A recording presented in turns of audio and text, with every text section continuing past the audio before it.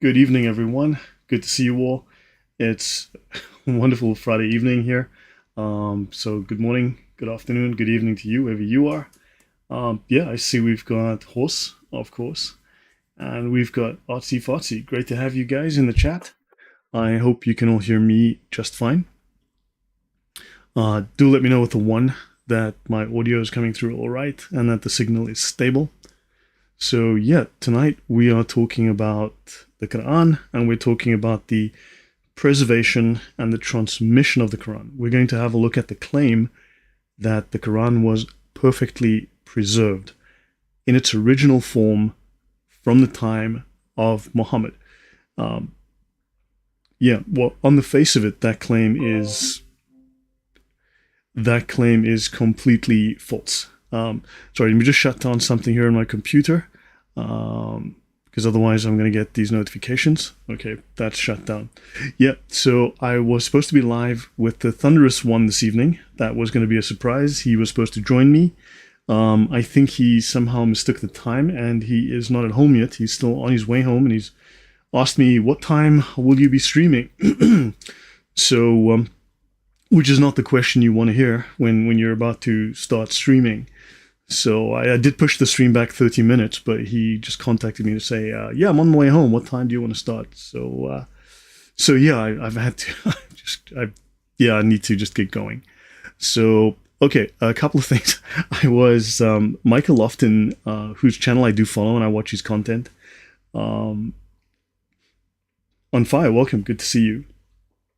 He had Dr. Javad Hashmi on yesterday. Welcome, Joel Thomas.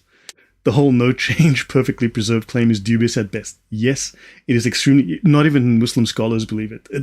You must be an incredibly uninformed Muslim, or a genuinely deceitful one, or you must be a truly uninformed non-Muslim to even remotely believe that claim. It's good grief. We're gonna take this one apart. And yeah, last night I was on in the chat in Michael Lofton's Reason and Theology channel. He had Dr. Javad Hashmi on. Dr. Javad Hashmi is sort of a moderate modernist Muslim, talking about his views of Islam, which was, to put it politely, riddled with errors. Yeah, so I mean, I can't say that the man was deliberately deceitful, but I would say that I was genuinely underwhelmed at his knowledge of Orthodox Islam. So yeah, it was rather disappointing. And Michael Lofton actually reached out to me during the chat. I sent him an email at his invitation, but he was looking for someone who had a PhD, someone with proper academic credentials, which I do not have, I guess, since Dr. Javad Hashmi has his PhD and I do not. So apparently I'm not suitably qualified, although Dr. Hashmi did say that he's not interested in having a debate. I'd be open to just a discussion. Also, I was somewhat disappointed that they weren't really pushing back against many of the things he was saying, and also that at one time, this wasn't Michael Lofton, but the other guy, I think Luis or whatever, said that he disagreed with the approach of Robert Spencer. Now, Robert Spencer, I know Robert Spencer's work very well. Robert Spencer is correct. So, and also there was a Catholic in the channel who was, Lloyd, you are so prejudiced. You're so full of hate. You know, I was posting every time Dr. Hashmi said something, I would post very specific citations from the Sharia. He basically provided his opinion on Islam, which is fine, which has roughly zero authority, and it's just an opinion.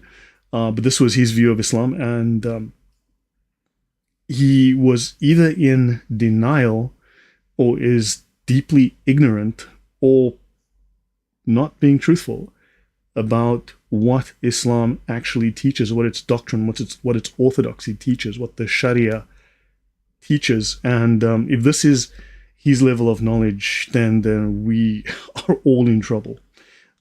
So yeah, so make of that what you will, but that was on last night. It was an interesting talk. It might be worth for you to go over there and watch. And as I said, there was a Catholic who was telling me that I'm hateful, that I'm I'm not charitable. I'm not acting out of love because I'm posting all of these nasty things from the Muslim sources. And I really need to be loving and kind, and I need to hug a tree and just if we hug more trees and kiss more Muslims on the cheek, we'll have world peace, and Hamas will put down their weapons, and jihad will end, and prepubescent marital sexual consummation will end right away because tolerance. So and the road to hell is paved with good intentions, and ignorance is bliss. So I guess there's also that. Schooled does not mean educated. Thank you, artsy fartsy. So my job was to make sure that these nice, sweet, wonderful, kind Muslims didn't blow things up like aircraft, weapon stockpiles, critical national infrastructure like water plants, power stations, things like that, airports, planes with people on them. That was my job, but okay, fine. I mean, it's all nice people, and I was just being bigoted, but what can I say? Where does the tree hugging thing come from? No, this is coming from a Catholic who called me bigoted and hateful and intolerant because I was quoting Islamic Sharia. So as Dr. Hashmi was saying things, I was quoting these things. And Michael often seemed very doubtful, but then again, few people have my knowledge of Islam. I think it's fair to say, and I don't think I'm exaggerating here, that I have a very rare knowledge. I have an extremely high level of knowledge of the Sharia, like few people on the planet do, outside of someone who was at al-azhar or in ISIS, who was trained formally in this stuff.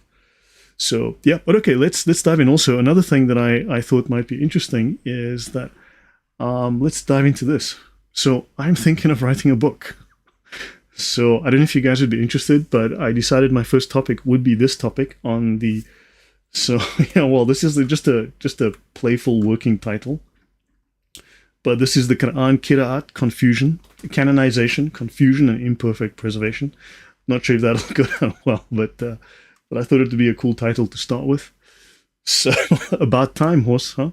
What do you guys think? I mean, I could charge, $300, $400 for my first book. I give you guys a $2 discount if you buy like 5 copies.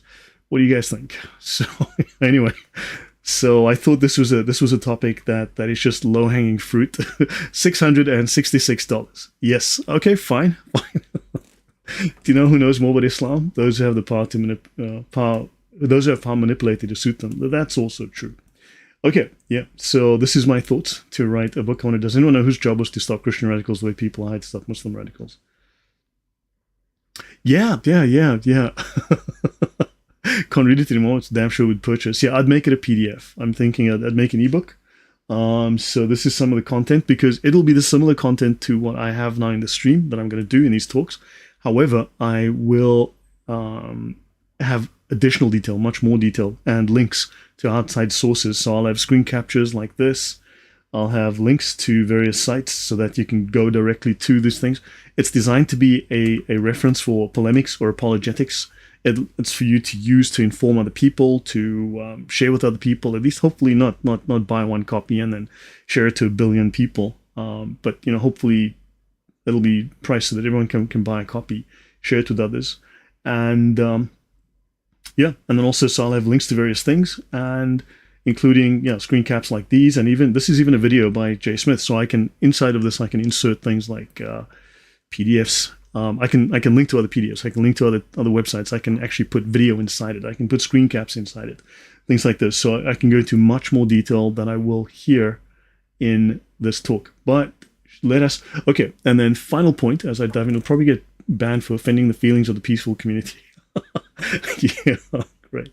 So if you translate into Portuguese, I can think about it. I want to buy that book. Okay. Yeah. So hopefully it'll be a powerful resource for you guys.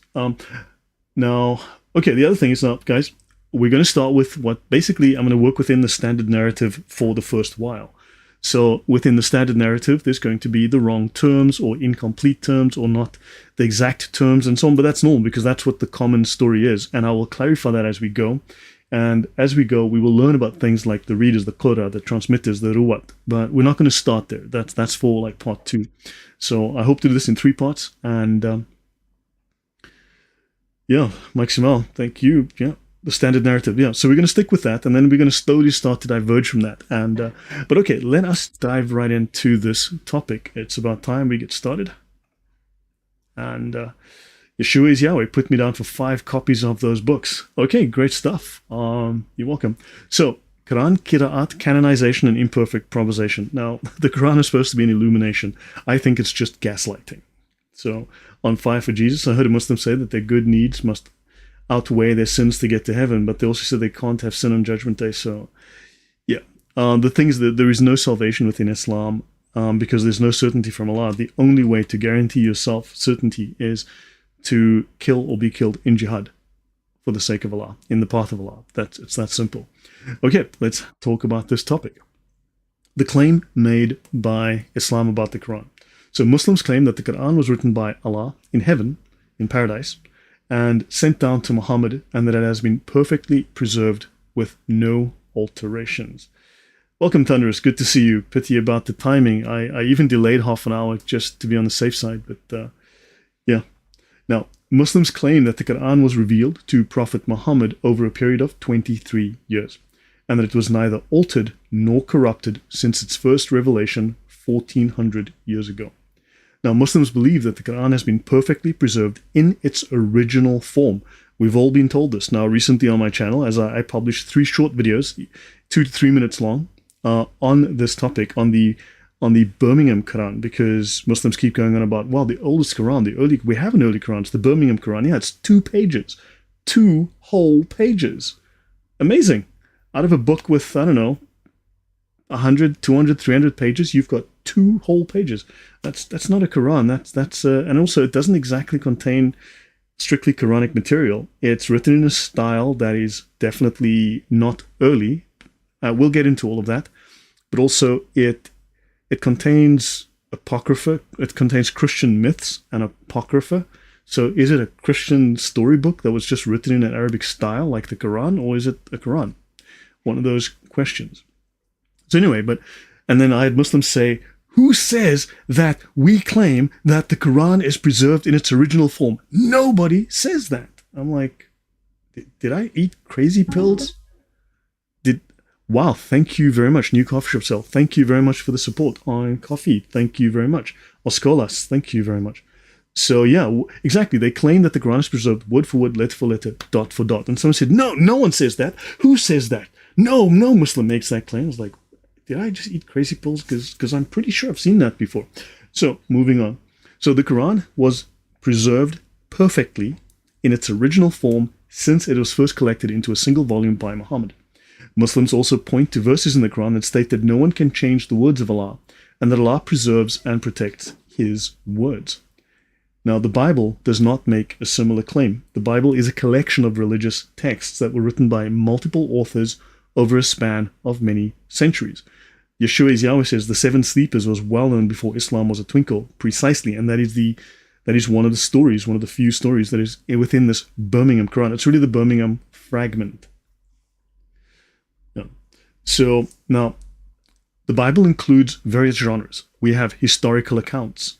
It is description, not prescription, whereas the Quran is prescription, right? It contains poetry. The Bible contains letters and prophetic writings. The Bible does not present itself as a single book written by God and then sent down from heaven. Now, certainly, I've had quote-unquote Christians tell me that it's preserved in heaven and was sent down by God. And I was like, you're Christian? But that's, yeah. Mohijab and Kadi say that. Yeah, I have the videos. Yeah, of course, they all make these claims. Now, scholars have examined ancient manuscripts, of course, and translations to understand the accuracy and reliability of the biblical text.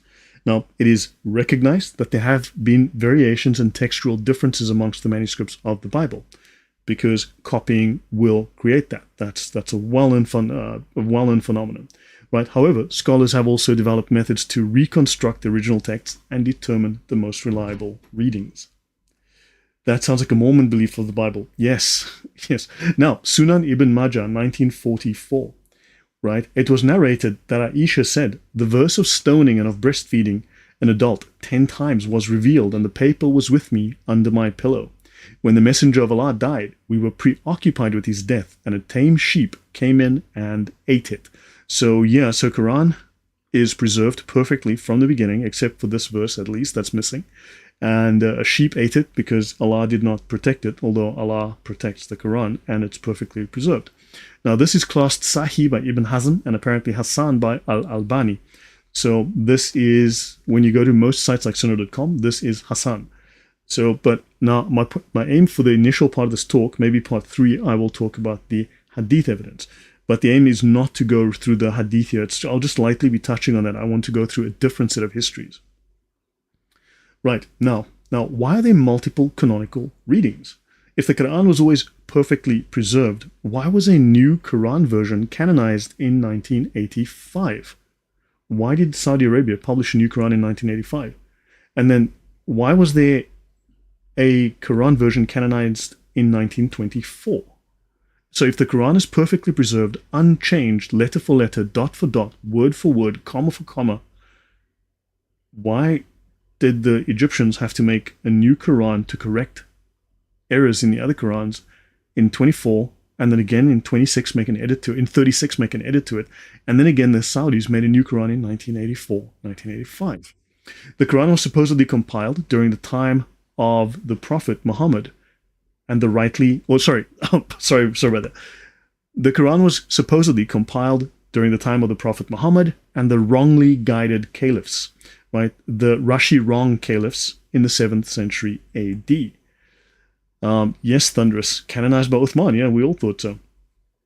Now, why have there been multiple efforts over the centuries to establish authoritative readings and versions of the text? Because this implies numerous unauthorized versions of the text.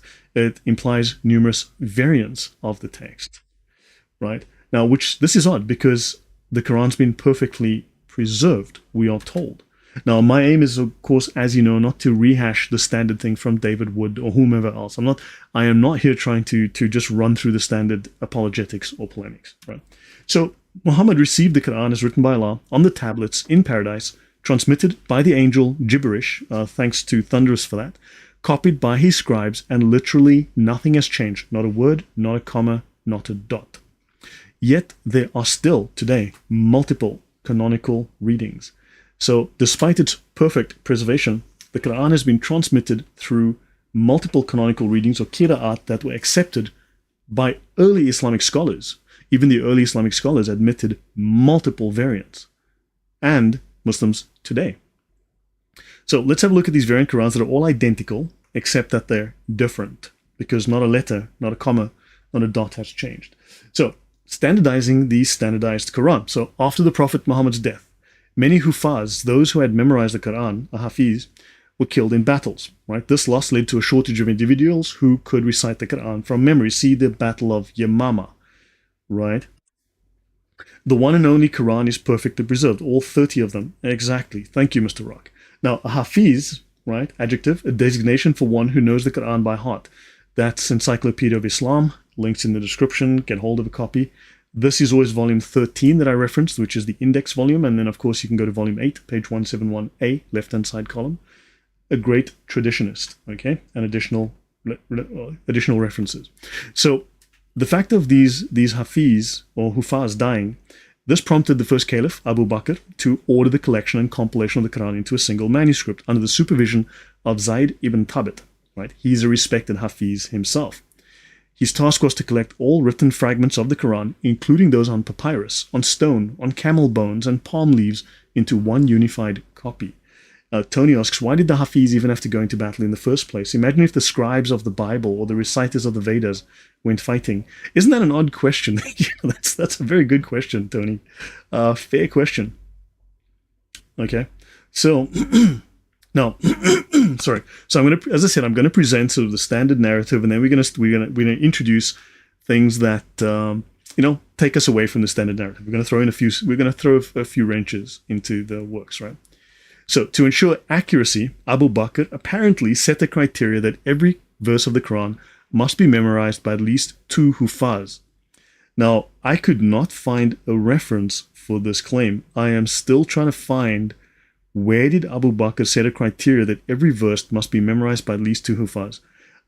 If someone can help me, I'd actually like to find it. I did try to find it. Look, I didn't spend the whole day on it, I will admit, but But now I'm presenting a narrative as I've known it, as you find it on the internet, etc., or in the comments section, right?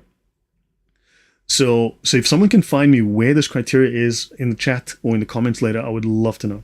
Now, this was the first standardization of the Quran, so it did not happen during Muhammad's lifetime, although Muslims will tell you it was standardized during the life of Muhammad, but this is after the death of Muhammad, right?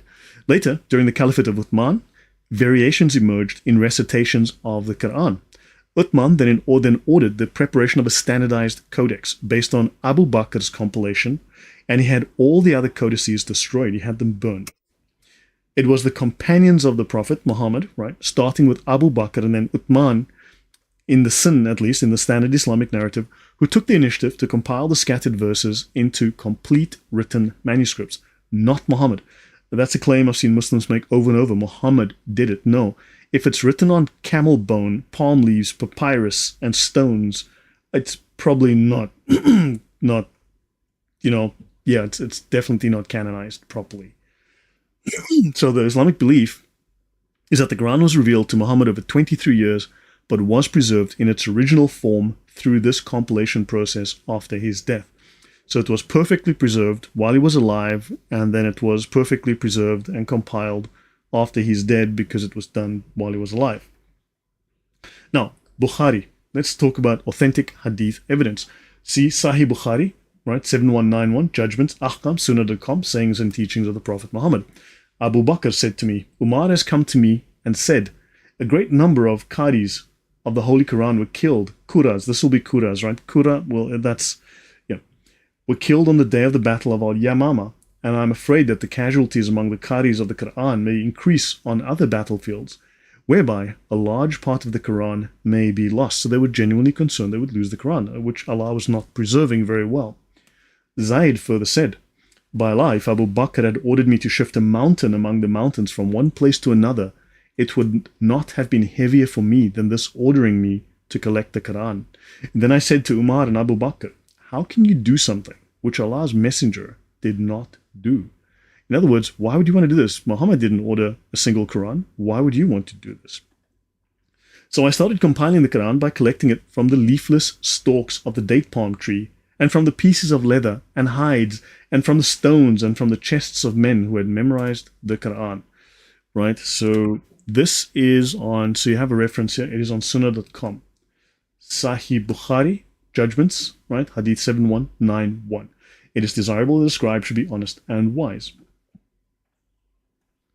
This authentic narration obviously disproves the claim that the Quran was completed and compiled when Muhammad was alive, which is a common yet false Muslim assertion. How can they call the revelation from how can they call this revelation from Allah when Uthman and Abu Bakr were the ones to compile the manuscript? Correct. And they have the audacity to claim the Tanakh and the New Testament to be corrupted.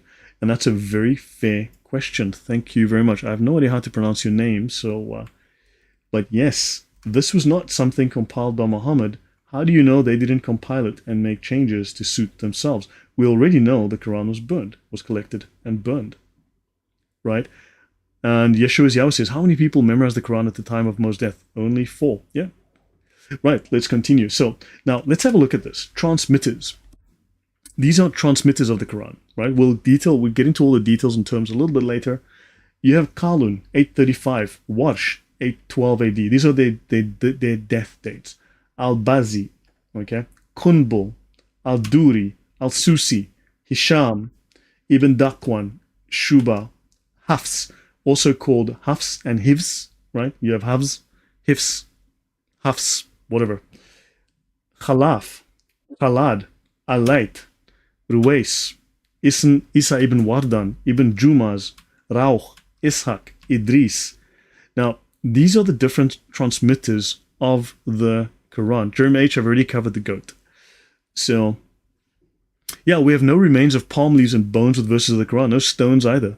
Yeah, now, all of these are differing variants of the Quran. They're differing in phrasing, in pronunciation, and orthography. Yet, they are all considered authentic transmission of the Quran. Now, what are orthographic differences? Let's look at some examples.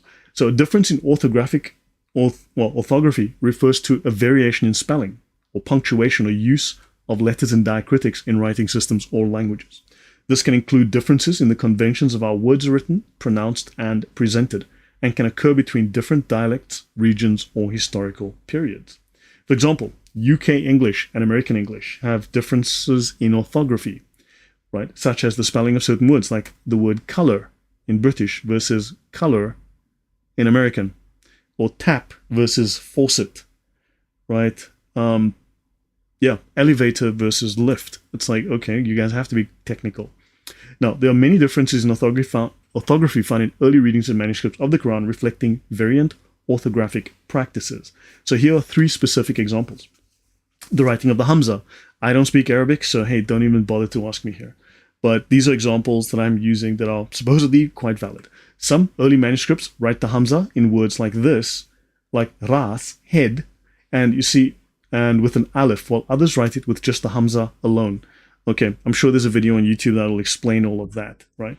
Now you have the writing of long vowels. Early manuscripts show variations in how long vowels were represented orthographically. For example, this word here, kalu, they said, is sometimes written with just an alif, omitting the waw to represent the long u vowel, right?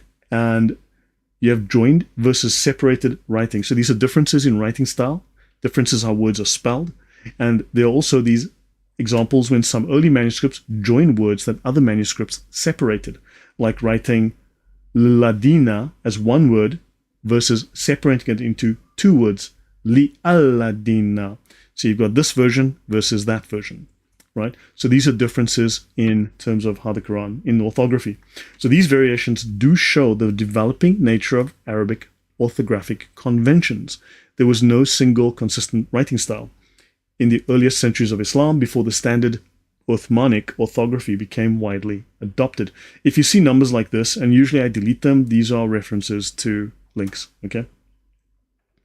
Now, Wrong Qurans, the Cairo edition, 1924. So in 1924, a committee of scholars based in Cairo, Egypt, published an edition of the Quran known as the Cairo edition. Now, I've seen this reference, al-Musaf al-Musawwar. I could not find exactly where this came from, but it's also known as the Royal or Al-Amiri Musaf. So that's a minor issue there. But if someone can find that, let me know. It is the first printed Quran to be accepted by Muslim authority. Wait, hold up. The 1924 Cairo edition of the Quran is the first printed Quran to be accepted by a Muslim authority. No Muslim authority had accepted a Quran until 1924. Okay, that's odd. So this authority was al-Azhar University in Egypt. The process of creating what was called also the Fu'ad Quran, right, from the King Fu'ad of Egypt, lasted 17 years. Al-Azhar was the authority. So they took from 1917 to 1924 to compile a Quran that had authority based on a document that had never changed and was preserved dot for dot, letter for letter, unchanged in a singular form since the time that Muhammad was given it by Allah through Jibril, who wrote it down with his scribes, and it's never changed since then. But it took them 17 years to figure out what the right Quran was, because the Quran they have, all the Qurans are unchanged dot for dot, letter for. Does that sound like a lot of nonsense? That is clearly a contradiction. This shows this is a myth. Someone is not being honest with somebody, right? So they achieved this with the support of King Fuad I of Egypt and the supervision of Azhari scholars, right? And yet they chose to preserve one of 14 Qira'at readings. Jeremy, can we do this chronologically? Because, it's like 1, 2, 3, 4, 5, 6, and you're going to be going, what about 943 and 3/4? I want to talk about... I'm getting there. If you'll just be patient, I will get there. Okay? So, for some reason, Al-Azhar chose to preserve one of the 14 Qira'at readings. I just showed you this example of this list of variant Qurans, right? We just went through a brief list. We'll come back to the list a few times. So they chose to preserve one of them. Why that one? Why that particular one? It's not even the earliest one, right? It's not even, in fact, it's not even from an original source, right? It's from a secondary source, right? So Al-Azhar started the project in 1907. It took them 17 years to standardize an unchanged text that was perfectly preserved since Muhammad's day. That makes no sense, right? Now, Ruwayya, right, means... Sorry, let me just finish this. This edition aimed to establish a standardized written text and was based primarily on the canonical reading of Hafs and Asim, who died in 796. Notice, not 632, not 633, not 635, right after Muhammad, not 638, around the time of, Uthman and Omar and Caliph Abu Bakr and all that stuff. No, 796. This is... Subtract that from 632. That is 64 years after Muhammad died, right? And it was published in 1924 by a committee of scholars based in Cairo, Egypt. It's also termed the Ruwayya, or oral transmission of Hafs. So Ruwayya, in literature, the oral transmission of a tradition, of a poem or a story. Also the authorized transmission of books. And in modern Arabic, it means a story, a novel, a play, or a film. Notice how the term Ruwayya refers to fiction. Now, amendments were made in 1924 to the Quran, and then again, this Quran was updated in 1936. Now, this Quran has had a very significant impact on the Arabic-speaking Muslim world and is considered a milestone in the history of the Quran's textual standardization. It was a milestone, it was a major achievement. So, hold on. They had to standardize something that was standardized during the lifetime of Muhammad 1400 years ago. It was an achievement to standardize what had never changed. It's like, hey, we've just invented a round wheel, guys. It's 2024. We've just invented a round wheel. Wow. We've just invented a thing called pizza, and it's incredible. We've standardized the wheel. We've made it round. It's like, you mean it wasn't round before that? Apparently not in this case. Now, this is all very weird since the Quran was standardized and preserved in the first century of Islam. Now, al-azhar is highly important to Islam, right? They're considered highly important and highly respected in the Islamic world for numerous reasons. It is the oldest and most prestigious Islamic university in the world. Founded in 970 to 972 in Cairo, Egypt, it has a long history and tradition, and it has immense credibility and authority on Islamic teachings and scholarship. As someone mentioned, they put their stamp of approval on the reliance of the traveler, right? Yeah, so Tony, the standardization of the standardization of the standardization, correct, right? Al-Azhar has played a central role in the study and preservation of the Quran and Islamic scientists for over a millennium, right? Over 1,000 years. Its scholars were instrumental in establishing methodologies for Quranic recitation, Qira'at, memorization, and interpretation. I thought this was all fixed up in the first century of Islam, but apparently not. Artsy says, so they're gaslighting everyone, like acting like everyone had a symptom of the month. Yeah, exactly. So the 1924 Cairo edition of the Quran, also known as the King Fuad Quran or Azhar Quran, was a landmark publication. It was the first printed Quran to be officially accepted and endorsed by Al-Azhar. So there were no official endorsed Qurans. What was there before that, right? And they are a highly influential Muslim authority. So this edition helped standardize the written text of the Quran and its verse numbering. What? They standardized not only the written text, but the verse numbering. Okay, the verse numbering. So what? There wasn't standardized verses on the Quran? The Quran didn't have verses? I thought it's unchanged, dot for dot, letter for letter from the beginning. Why do we have verse numbers now on it? What? Okay, hold on. Right. Now, Al-Azhar's acceptance and endorsement of the 24 Cairo edition lent it immense credibility and legitimacy in the Muslim world. This edition became widely adopted and replicated, further solidifying Al-Azhar's status as a preeminent authority on the Quran. So claims by Muslim apologists and their defenders, their cheerleaders, non-Muslim cheerleaders, who want to dismiss or undermine the significance and authority of Al-Azhar are completely unfounded. They lack all credibility. Al-Azhar's long-standing reputation, scholarly contributions, and official endorsement of the 24 Cairo edition have cemented its position as a highly respected institution in the Islamic world. Yeah. Thunderous says, to standardize something, you have to omit something. Right. How many total different Qurans were there? Nobody knows.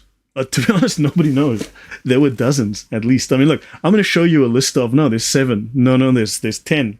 No, there's 14. No, actually, there's 19. Actually, nobody knows. Nobody knows. Okay? Hatun Tash has shown, 37 different Qurans? Trust me, there's more than that. So anyway, let's go on. So, side note, al-Azhar and Sufism. Al-Azhar was founded in 970 to 972, welcome over, in Cairo, Egypt, by the Fatimid Caliphate as a center for Islamic learning and teaching. This makes it over a millennium old, right? While a few other institutions, like the University of Al-Qarawiyyin in Fez, Morocco, founded in 859 AD, are older, Al-Azhar is the oldest that has continually operated as a university-level institution of higher education, right? From its founding, Al-Azhar provided advanced instruction in Islamic law, Sharia, very important, theology, Arabic grammar, rhetoric, logic, and other subjects, making it a true university rather than just a mosque school. Right? Al-Azhar officially gained university status in 1961 when additional non-religious subjects like medicine and engineering were added to its curriculum. However, it has functioned as a de facto university for centuries before that. It is considered one of the most prestigious centers of Arabic literature and Sunni Islamic learning in the world, giving it immense authority and influence. And they also historically had membership from the 7 main Sufi orders. In fact, they not only teach the 4 schools of Sunni fiqh, they teach the 7 schools of Sufism as well.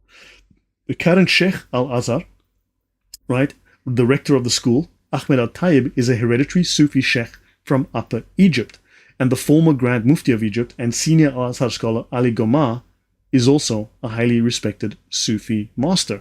So this is important because Muslims are going to claim, well, Sufis are not real Muslims. They're actually like Buddhists, from Mars, and they're not really Muslims. They don't represent, nonsense, whatever, right? And notice they say here, adherence to a Sufi, and this is written by a Muslim, by the way, Dr. Jonathan Brown, adherence to a Sufi order has long been standard for both professors and students in the Al-Azhar Mosque and University system. Just so, by the way, the Sufis, okay? Everyone's on about the Jesuits. Maybe you need to get on about the Sufis. Maybe it's time, if you stop worrying about the Jesuits for 10 minutes, have a look at the Sufis. You might find something. So, Quran, desecration, hypocrites. So apparently a large-scale destruction of older Quran manuscripts took place by disposing of them in the Nile River as part of the effort to standardize and promulgate the 24 Quran edition, right, as the official text of the Quran in Egypt and much of the Muslim world. Yeah, Jonathan Brown, I know. It's like, yeah. So, anywho, let's continue. So this was done following the publication of the influential 1924 Quran edition of Cairo, which was intended to standardize the text and apparently, and they admit to this, eliminate errors found in previous Quran texts. Hold on. The Quran is perfect. The Quran must be treated with the utmost respect. It is the word of Allah, unchanged, dot for dot, letter for letter. Since the first day that Muhammad got these things, it's perfect, unchanged, completely untampered with, tamper-proof. But there were errors in the Quran, so they had to make a new Quran. It took them 17 years to figure out what the Quran actually said, what the Quran should actually be. 17 years from a book that has never changed. Fascinating. And of course, they then used it in state schools in Egypt. So the 1924 Cairo edition, also known as the Royal or Amariya edition, was published under the patronage of King Fuad. So it wasn't some lame brain that said, hey, let's have a great idea. Let's redo the Quran. This was the king of Egypt. So I assume the guy has a clue. It was based on the Hafs and Asim recitation and aimed to preserve one of the canonical Qira'at or readings of the Quran. Now that statement is not exactly 100% true, but we'll get to all of that, okay? It's yes, but no, okay? Kind of, but maybe not. Yes, but no. Let's just say it like that. And also notice, this version of the Quran was not based on old Quranic manuscripts. And Muslims say, well, there's loads of old Quran manuscripts. We've got 53 copies of the original manuscript written by Uthman himself in our shed in the backyard. It's right there. You can see it it's there. True story. So then why didn't Al-Azhar actually utilize one of those old Quran versions that's complete and unchanged? Because they didn't have one. So they had to go to one of the 14 readings. Well, let's just pick a random number. I'll pick 14. I could have said 12, 7, 9, 2, 3, 8, 15, 25. Doesn't matter. We'll just pick 14. It's like a nice average. And yeah, they picked one of these readings of the Quran. So to establish the standard text, the Egyptian government apparently destroyed pre-924 Quran manuscripts by dumping them in the Nile River. Right? Now, Quran desecration is the treatment of the Quran in a way that might be considered insulting to Muslims. In Islamic law, believers must not damage the Quran, and they must perform a ritual washing before touching it. Conversely, intentionally damaging copies is considered blasphemous in Islam. But apparently it's okay, according to the story, to take thousands of them, stick them on a boat, and throw them in the river, because it's just paper, right? Apparently it's the word of Allah, perfect, unchanged. Yeah, except those are all full of mistakes. They've got errors. Yeah, throw them up. Okay, whatever. So, a desecrated Quran can get you killed. So according to Islamic historian Michael Cook, the Quran should be wrapped in cloth and buried on holy ground where it is unlikely to be trampled on, or safely placed where it is unlikely to come in contact with impurity. Burning, when carried out respectfully, is also considered acceptable, and Saudi Arabia, for instance, destroys Qurans that fall short of state standards by burning to avoid soiling the pages. Intentionally desecrating a copy of the Quran results in imprisonment as punishment in some countries and might result in a death sentence in Afghanistan, Saudi Arabia, Somalia, and Pakistan. Even life imprisonment in Pakistan, according to Article 295B of the Pakistani Penal Code. Bog Katie, very welcome. Thank you. It says, thanks, Lloyd. It's good to learn this history. Fascinating information. Thank you. Guys, yes, if you do like this, do smash the like button. Make jihad on the like button and tell your friends about it. So, now, for instance, there's the Guantanamo Quran controversy. There's the 2010 Dove World Quran burning controversy. There were the 2012 Bangladesh mob riots. There were the 2012-2015 Afghanistan mob riots. 2013 and 2022 Saudi Arabia sewer Qurans, garbage can Qurans, etc. 2017 to 2023 Denmark, Norway, and Sweden riots. And yeah, you can go to this article, which is really good, Quran Desecration on Wikipedia, and let's see. People died during these things because these Danish people didn't treat the Quran respectfully, or whatever the case was. People died for this, but you can take this perfect Quran, and throw it in the river, and it's just okay. Yeah, wow. Infinite Reach Ministry says, I was not allowed to throw away names of students into the trash because some names were holy, e.g. Mohammed. That is insanity. Okay, now some further historical context on the Cairo edition. And we'll keep adding a little bit of context and we'll keep adding some detail. So prior to the 24 edition, there were several slightly varying codices or manuscripts of the Quranic text. The 24 Cairo edition adopted the Hafs and Asim reading, which was already the most widespread reading used across the Muslim world. We'll be coming back to all of this to explain why. What is so good about this one? Hafs was already one of the most popular and widely transmitted readings. When they say readings, they mean versions, especially in the Arab world due to its association with the prestigious scholarly center of Kufa in Iraq. It was already popular and it's associated with Kufa in Iraq. Okay, wasn't Muhammad in Mecca and buried in Medina? And Medina is the city of the Prophet, and the Quran should come from Mecca or Medina, or Mecca, because Mecca, a city of Allah, Kufa in Iraq. Okay, fine, if you say so. While widely circulated, the 1924 Cairo text was not universally or officially accepted as the sole authorized version across the Muslim world. Hold on, wait. We just had the first officially canonized Quran since Uthman's day, apparently, in 1924. So some of your grandparents are older than the Quran, right? And it was the first to be endorsed by a major Muslim authority, al-azhar. However, it was not officially or universally accepted elsewhere in the world.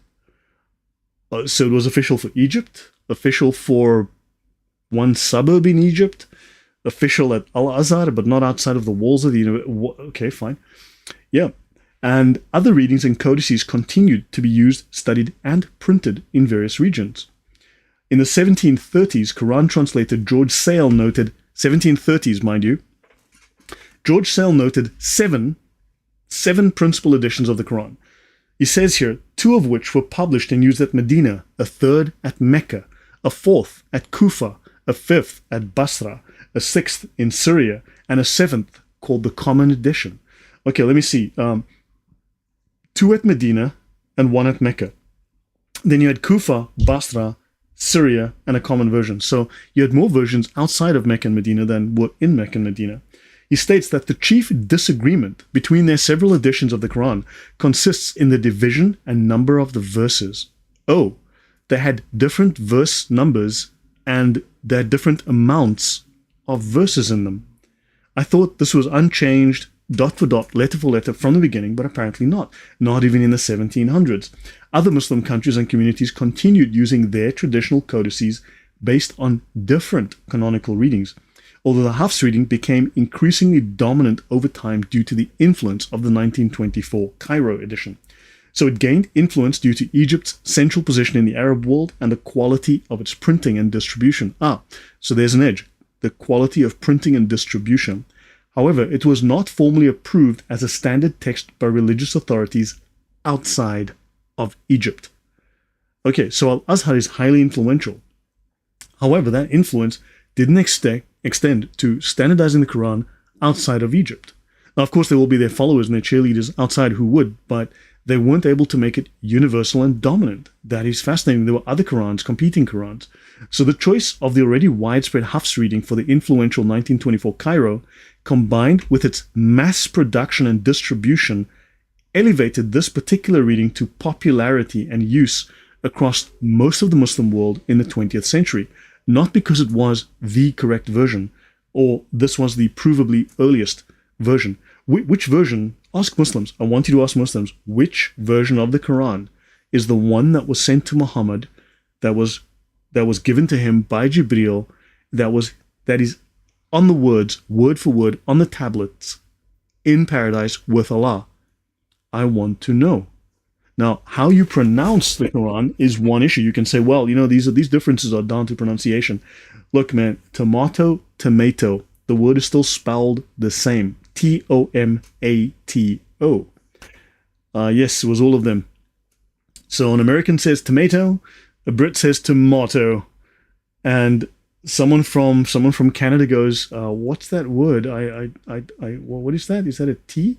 So yeah, I mean, you get these differences, right? But the word is still tomato. So this is not about spelling. Pronunciation is a completely separate issue to spelling, right? And so they can, so ask them, which was the version, word for word, sent down from Allah to Muhammad, written on the tablets, which was copied, boom, into the books at the time of Uthman? Which copy, which one of these multiple versions is the one in paradise with Allah? I want to know. Tell me. They cannot tell you because no one can tell you. Absolutely nobody. Infinite Reach Ministry says, and that is very, very true. That is so correct. Let me just put that up. He says here, if you have more students studying your version, then your version is the most famous one and it is the correct one. Exactly. It's about influence. Yes, so there you go. So it is simply due to mass production that it became the most popular Quran in the Muslim world in the 20th century. It has since been supplanted in Egypt, but we'll get to all of that. So there are multiple uncreated tablets in heaven, as in the 7 dialects. Yes, peridot, 8877. That's a very good point. Let me put that up as well. Let me just put that up. Yes, there are multiple uncreated tablets in heaven, as in the 7 dialects. Yeah, there are multiple. Allah obviously speaks multiple dialects. So yeah, that's just how that works. Let's continue. Now, this is the Quran, commonly called the Al-Quran of Muhammad, translated into English from the original Arabic, with explanatory notes taken from the most approved commentators, to which is prefaced a preliminary discourse by George Sale. It's not written by George Sale, it quotes George Sale, but he writes the introduction. And this is from 1891, London and New York, Frederick Warne & Co., 1891, right, which refers back to George Sale. And he says here, I have never yet seen any manuscript wherein the verses are actually numbered. He writes this. Let me click on this. Let me actually just go there. This is the same thing on Google Books. Okay? This is exactly the case here on Google Books. So he says, I have never yet seen any manuscript wherein wherein the verses are actually numbered. though in some copies the number of verses in each chapter is set down after the title, which we have therefore added in the table of the chapters. And the Mohammedans seem to have some scruple in making an actual distinction in their copies, because the chief disagreement between their several editions of the Quran consists in division and number of the verses, and for this reason I have not taken upon me to make any such division. Having mentioned the different editions of the Quran, it may not be amiss here to acquaint the reader that there are seven principal editions, if I may so call them, or ancient copies of that book. 2 published and used at Medina, 3rd at Mecca, a 4th at Kufa, a 5th at Basra, 6th in Syria, and a 7th called the Common or Vulgar Edition, the Vulgate, the Latin Vulgate. Of these editions, the first of Medina makes the whole number of the verses 6,000. I'll just go back to my notes here. So the one in Medina makes the whole number of the verses 6,000. The second and the fifth, 6,214 verses.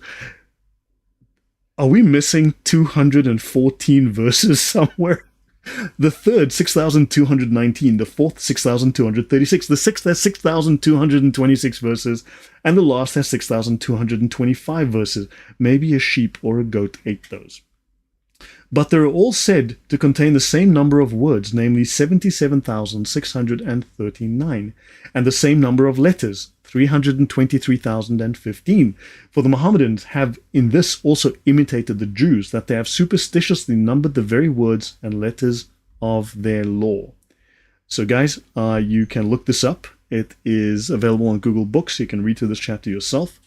The Quran, commonly called the Al-Quran of Muhammad, page 45. And this is the 1891 printing that you see here.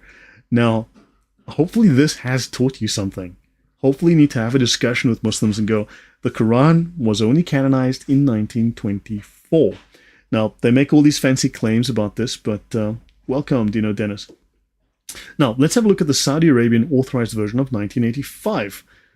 So the Musaf al-Madina an-Nabawiyya is a printed edition of the Quran that is widely used and distributed from Medina, Saudi Arabia. Are those numbers containing the miraculous number 19? You know what? Let us have a look. So guys, I'm going to just do this in my head because you guys know I've got amazing math skills. So I'm going to use my superior knowledge and math skills to see if these numbers divide into 19. And the first one, yes, we have a winner. It divides by 19. That's fantastic. It's a miracle from Allah. Let's have a look at 6,236. Let's divide it by 19. It divides by 19. It's a miracle. It's another miracle. Let's have a look here. Let's do this number, 6226, divided by 19. Another miracle. It divides by 19. It's incredible. All of these numbers, when you divide by 19, they will divide by 19. It's incredible. It's a miracle. So yeah, guys, there's something superstitiously crazy going on here that I can't understand. Are you guys ready to say the Shah Na Na? Are you ready to say the Shah Na Na? Because I think Bowser said it in 1977. Good night, sweetheart. Good night. Okay, so yeah, that's the Shah Na Na. Are you guys ready to say the Shah Na Na? So anyway, right.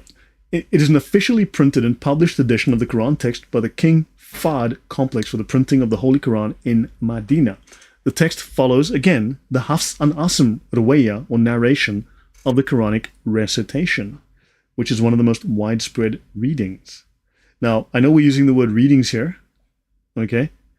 I know we're using the word readings, but understand, I said I'm going to kind of present the standard narrative, the standard diction, the standard approach, and then we'll start to define these terms more deeply and more thoroughly, more academically as we go later. It is printed in a large deluxe hardcover format with colored backgrounds and high quality paper. Different sizes are available like A4, A5, A6, and pocket size. The Medina Mus'haf is considered one of the most authentic,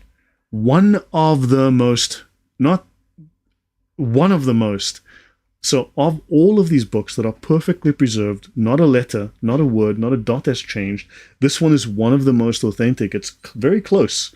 The standard hoax. Dino, you just won the internet today. You just won the internet. Yeah, he says here, the standard hoax. Brilliant. Thank you. That definitely. And Phyllis Alexander, yeah, La Isla Bonita. But no, it's the Shah Na Na, so we have to give respect to Bowser. Okay? So, The Medina Musaf is one of the most authentic and accurate printed editions of the Quran text, free from errors. It's one of the most authentic. It's not the most authentic, one of the most, okay? It is widely distributed and used by Muslims around the world, especially in Saudi Arabia and Arab regions. Digital versions and apps of this Medina Quran edition are also available for reading on devices, right? Like Kindle. The Musaf al-Madina, Madina al-Nabawiyya, and the Cairo edition, also known as the King Fuad Quran or the al-azhar Quran, are two different printed editions of the Quran with differences. Perfectly preserved, letter for letter, dot for dot, authorized versions that are different. Fascinating. So, the Cairo edition, first published in 24 by the Amiri Press in Cairo, Egypt, under the patronage of King Fuad I, the first printed Quran to be accepted by the al-azhar authority. The Musaf al-Madina al-Nabawiyya, published by the King Fahd Complex, right? It is a more recent edition, first published in 1984. The Cairo edition follows the Hafs and Asim Rawaya, while the Medina is also based on this Hafs Rawaya, but has some differences in formatting and layout.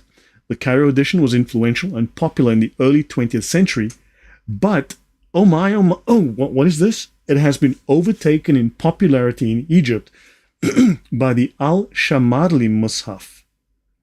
Oh, that would be the Warsh edition. It's now no longer Hafs, it's Warsh. Fascinating.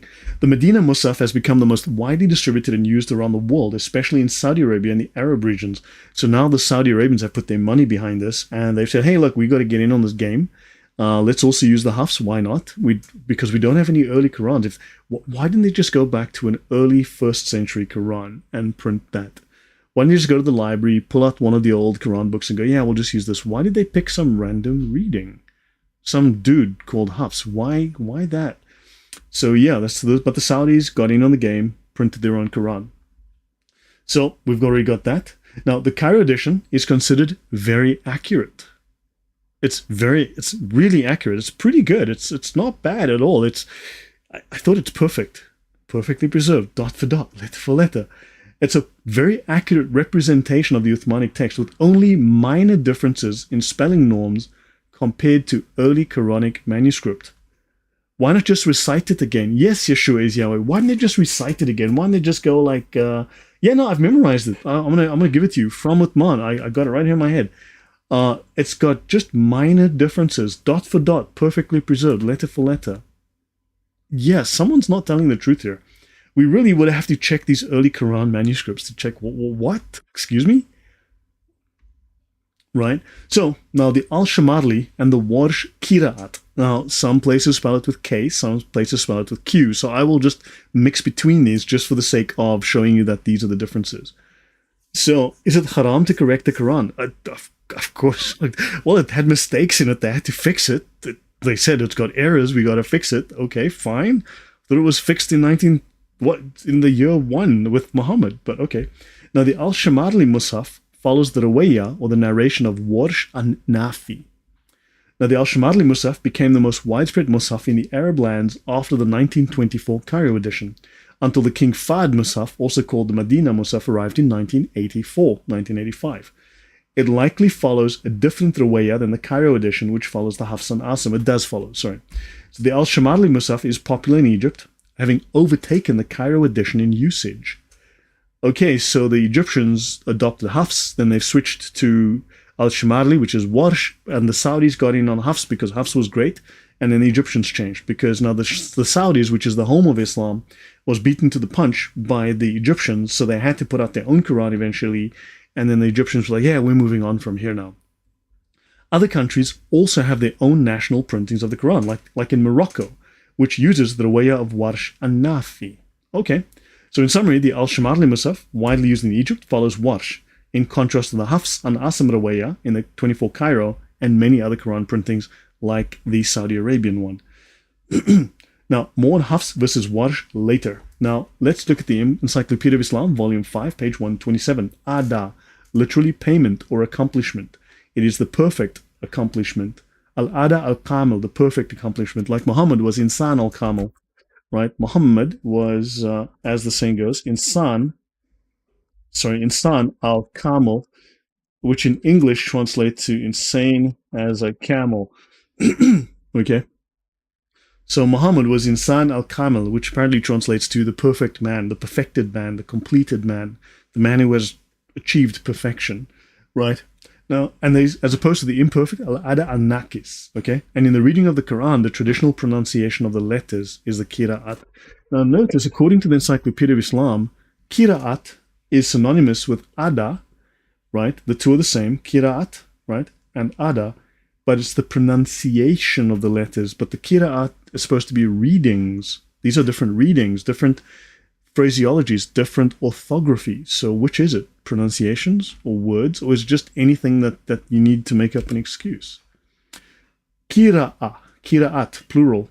Reading in the science of the Quran, a recitation, a special reading of a word or singular passage of the Quran, a particular reading or redaction of the entire Quran.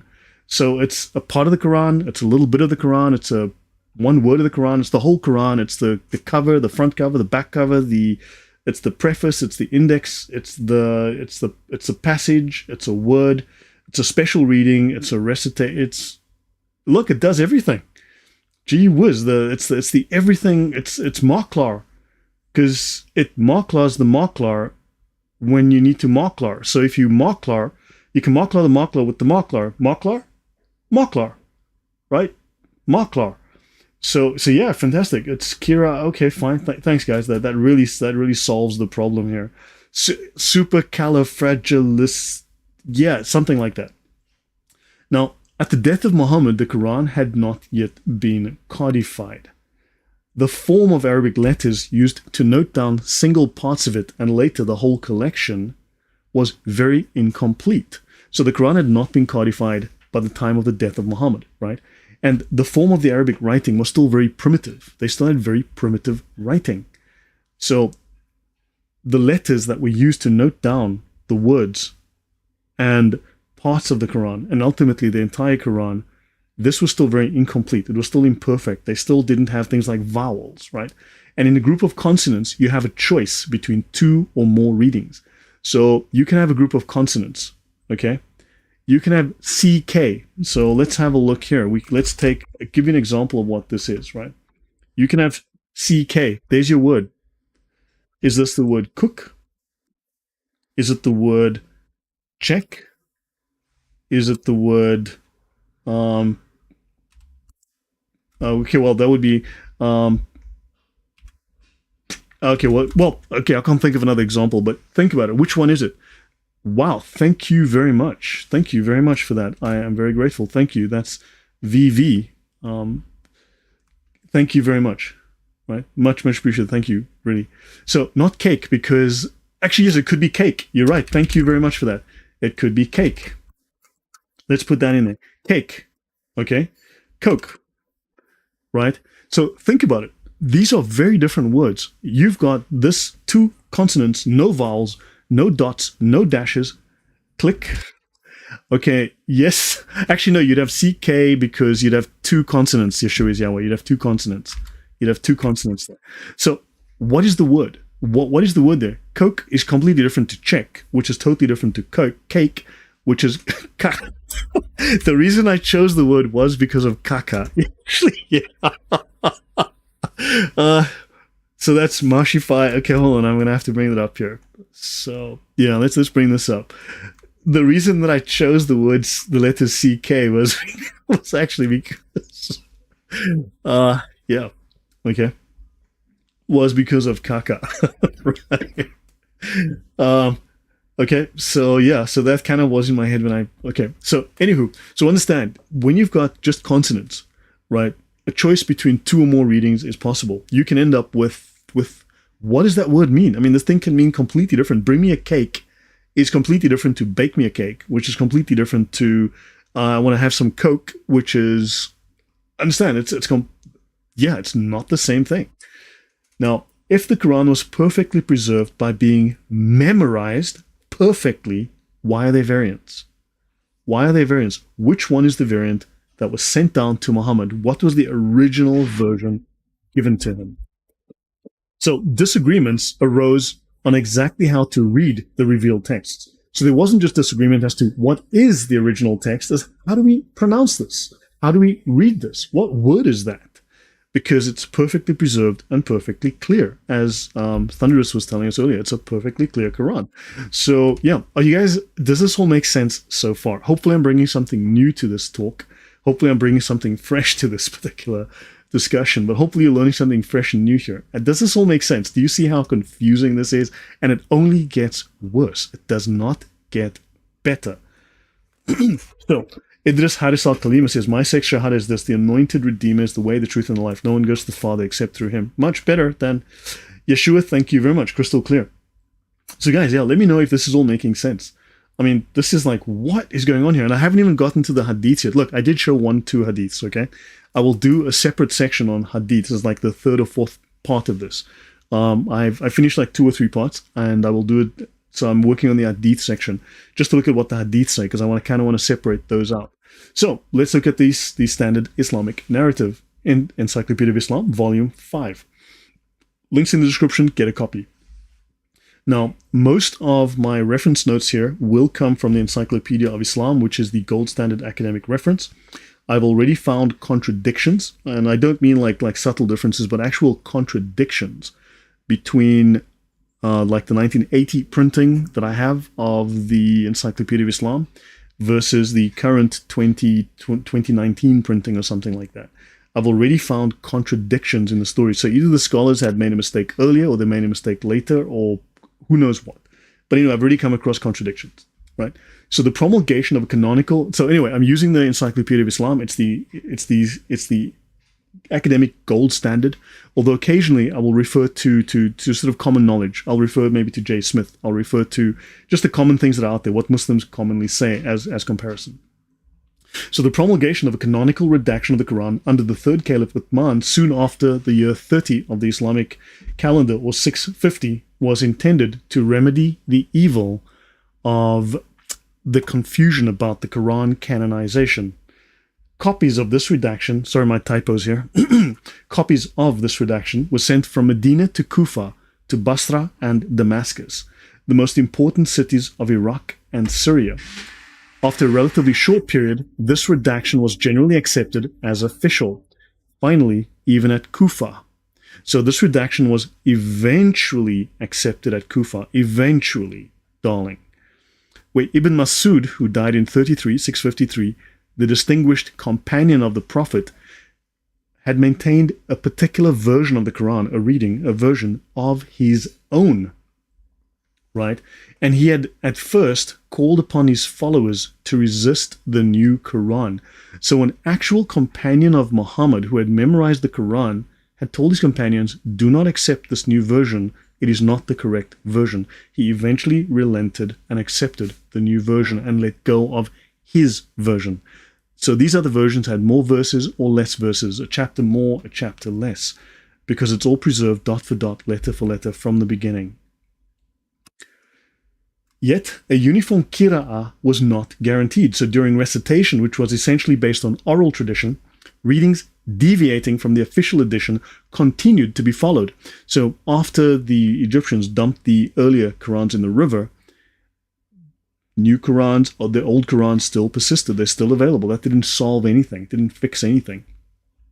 Right? So readings deviating from the official edition continued to be followed, insofar as these readings went back to recognized authorities. So as long as this particular version went back to someone who could claim some sort of credible association with Muhammad and the companions, right? And so they went back to authorities of the early period and to trustworthy witnesses. They were also noted by commentators on the Quran. So they were said, okay, well, we'll let that go. We'll accept that as authoritative as well. Because even though it's different, it's identical, and don't be a bigot. So Thunderous says, what about the guy who suggested another way of writing a verse, and Muhammad accepted it and said, yes, write that? Yeah, look, I'm not getting into the hadith right now. That's not getting into that. I don't want to get bogged down in the hadith. I want to get through some of this history first. So, thus, variant readings of Ibn Masud and Ubay ibn Ka'b, okay, who died in 649 or maybe 654, and other early readers which deviated from the official text were transmitted in early scholarly literature. That's Muslim scholarly literature was already back in the beginning of Islam, at the early years while the companions were still alive, were already transmitting variant Qurans. They were already transmitting different versions of the Quran that were not letter for letter, dot for dot, preserved. And these have come down to today, at least in extracts. So the Rawaya, or the Qira'at of Al-Hassan al-Basri, right, from 728, was later even inserted among the 14 readings. So a much later version from 728 was later inserted among the 14 readings. Oh, what? 14 readings? I thought there's one version. What do you mean 14? Or is it one? Are there 14 versions of the Quran? Or is there one unchanged, perfectly preserved Quran? Okay, so I just got sent a message. Let me see. I found the mammoth of Quran mistakes. Feel free to use it then as an example of covering up and mistranslating passages. Okay, hang on. Let me just bring this up now. I may as well just do it now while it's here, while I'm thinking of it. So this is from Yeshua is Yahweh. It says, O people of the book, do not go to extremes regarding your faith. Say nothing about Allah except the truth. The Messiah, Jesus, son of Mary, was no more than a messenger of Allah and the fulfillment of his words from Mary and a spirit, created by a command from him. So believe in Allah and his messengers and do not say Trinity. Stop for your own good. Allah is only one God. Glory be to him. He is far above having a son. Who is giving glory to Allah? Allah is giving glory to Allah. Right? So, yeah. So, is that what you're referring to? Yeah, you're referring, so Allah is referring to give glory to Allah. Allah is saying, hey, you give glory to Allah. Glory be to him. To him. Who's him? He is far. So, who is saying that? Muslim scholar sounds, yeah. So, yeah, that's definitely, yeah, there's times that Allah is giving glory to Allah, and you're like, but you are Allah. Yeshua is Yahweh, please stop. I'm going to shut down Skype. If you don't mind, it's interrupting the flow here. It makes a noise when Skype messages. Notifications pop up. I'm going to quit Skype.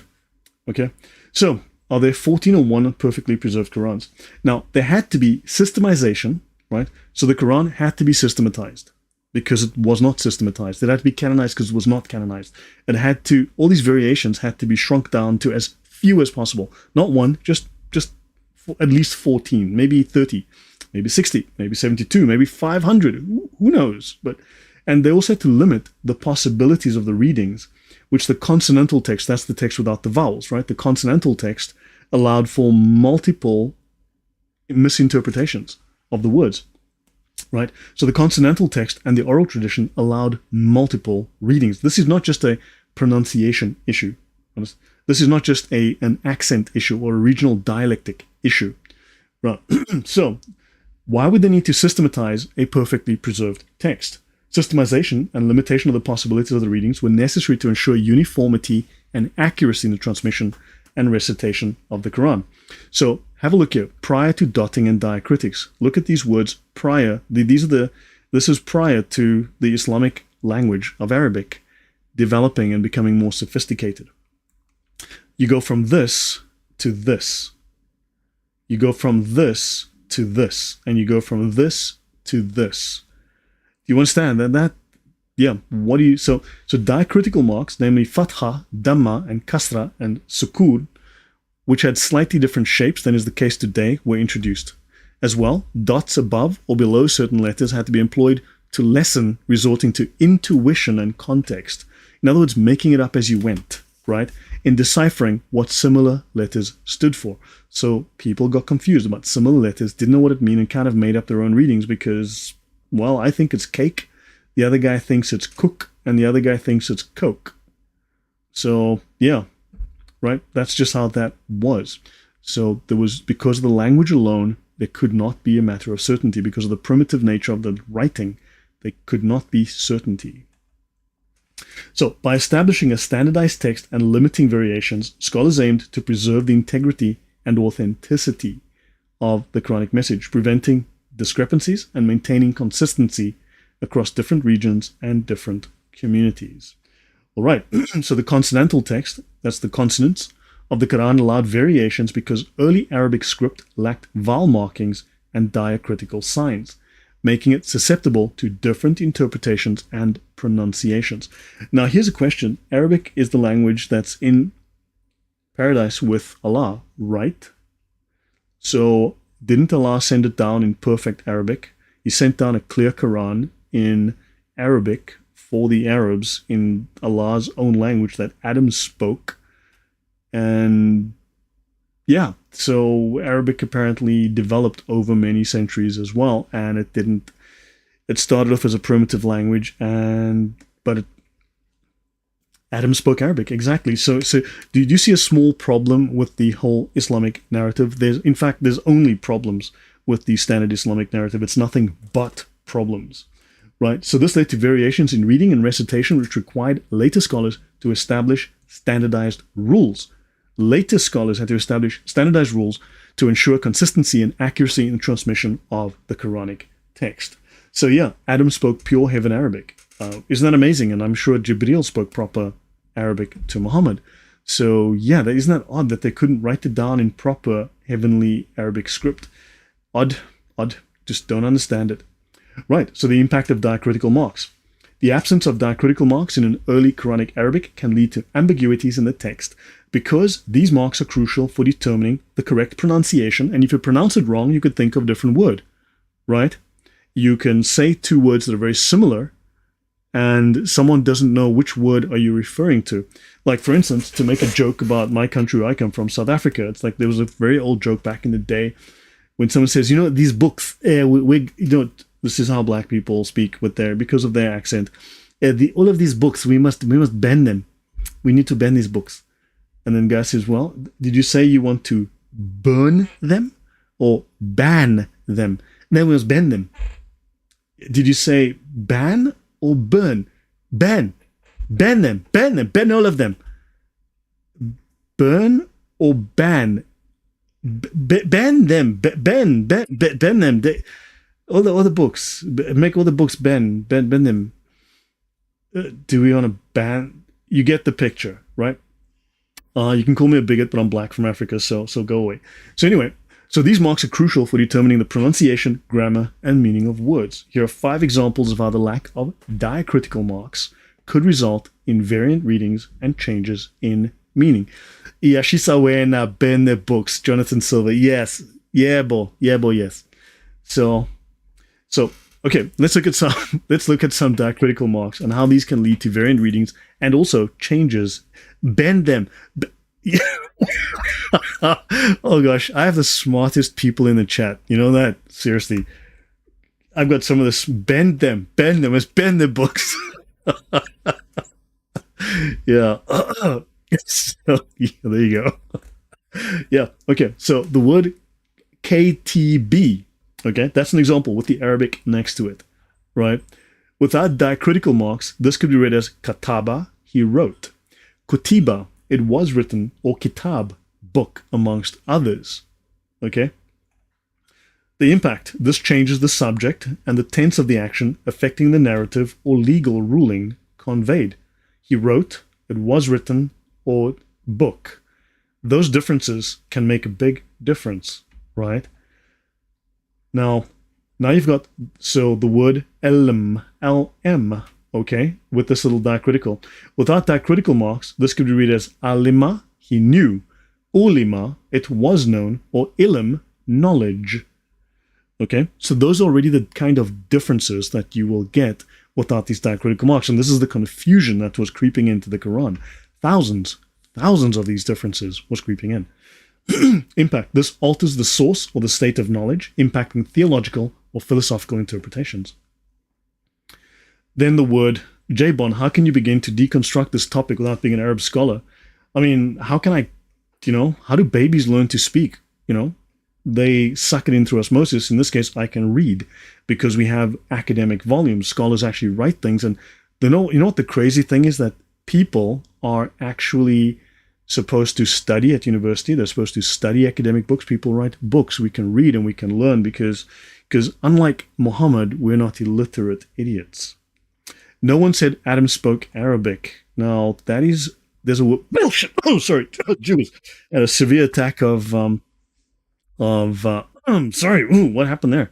No one said. Remember, I said that no one said. Let's okay. I'm going to give you half an hour. You can get lost. Remember, I said that no one said that the Quran was preserved dot for dot, letter for letter. Yes, they do. Everyone says that. That's a complete lie. And yes, they do say that he spoke Arabic. And thank you, Thunderous. So yes, yeah, sorry, Mr. Judge, I didn't want to say that. Yeah, exactly, it's going to confuse things. So the language, while written similarly, worked a bit different, so it's not completely the same issue. Yeah, so anyway, okay, let's have a look here. Let's look at the word katal. I'm sure if we take some time, we can work through scenarios where this could be critical in terms of law, in terms of clear theological definitions. You're going to run into contradictions, you're going to run into problems, quandaries, because of the differences of words. I mean, it did happen, it will happen, or it has, it has happened, it will happen, or it must happen. Which one, right? Let's look at the word QTL, katal. Without diacritical marks, this can be read as katala, he killed. Kutila, he was killed, or katal, killing. That changes the tense. So this changes the narrative from active to passive, affecting the assignment of moral or legal responsibility. This has a legitimate impact on law, on intent. So this is going to be critical in a court of law. So the impact of diacritical marks, 2 more examples, 4 and 5. The word SLH, without diacritical marks, could be read as sul, peace or reconciliation. Salaha, he reconciled, and saliha, righteous. I invited Murad through Mal to come on my channel to talk about his new Quran version, and I'd love to have him on. I did reach out to Mal and told him, guys, come on, but I haven't heard back. So yeah. Yeah, grapes or virgins, CMB, exactly. Very good point. That's actually a very, very good point. So yes, if you guys can reach out to Murad, let them know, please. I don't have Murad's contact details. I'll let Mal know again. I'll remind him. Mal was going on holiday, so he said, I'll get back in a couple of weeks. But yeah, grapes or virgins. Yeah, grapes or virgins, exactly. Is it grapes or is it virgins? Grapes or virgins? Are you going to get, right? Are you going to eat some grapes, or are you going to get jiggy with the women? It's kind of that's a big difference. I'd say that's not a small difference. So without diacritical marks, this can be peace or reconciliation, or he reconciled, or he is righteous, right? Now, so impact, it affects the context of social or personal conduct that is prescribed or described. So that leads to confusion. The word JHD, we all know what that is.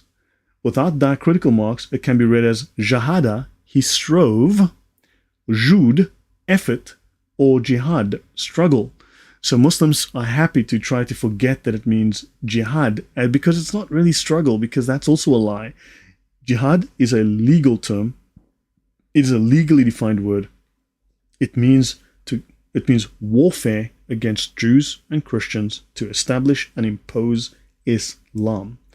That is warfare, violence to establish and impose Islam against the Jews and the Christians. So yeah, don't believe everything that you read, okay? There's a bit more going on. That is a legal term. So you can have colloquial definitions, but it is a legal term with a specific legal definition in the Sharia.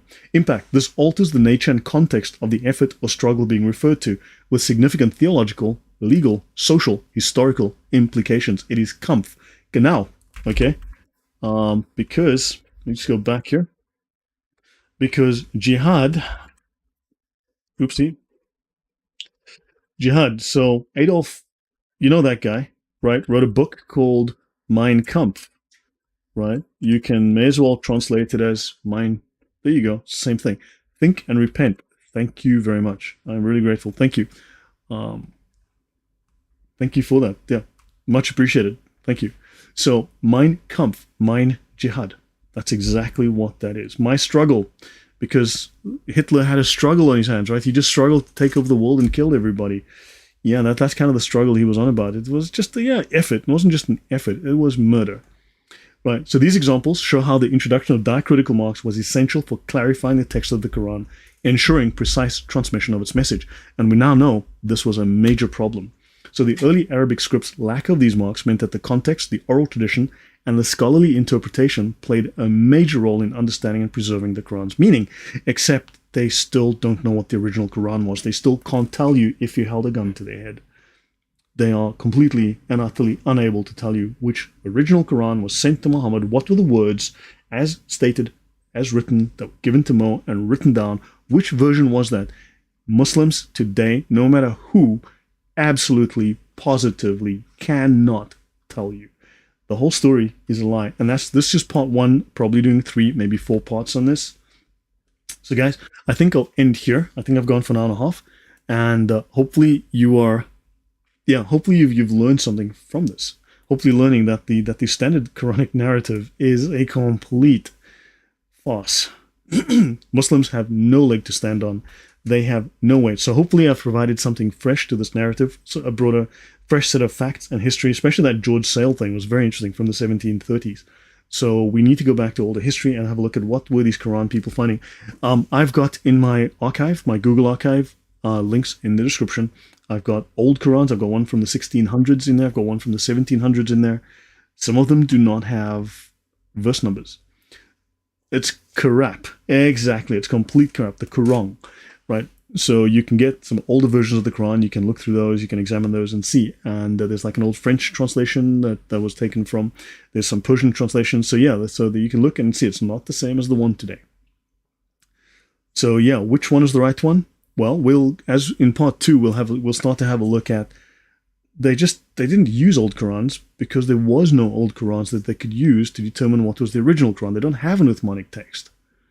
So why didn't they go to the oldest Quran in the Topkapi Museum or in Yemen or something and go, okay, well, let's just copy that one and here you go. Here's your new 1924 Quran. They didn't do that. They completely ignored older Quran versions. They totally ignored older Quran versions. That's so weird. Why would you do that if you had them? Because they don't have them. And they used the Hafs version. And then now they've switched to the Warsh version. It's like, okay. So,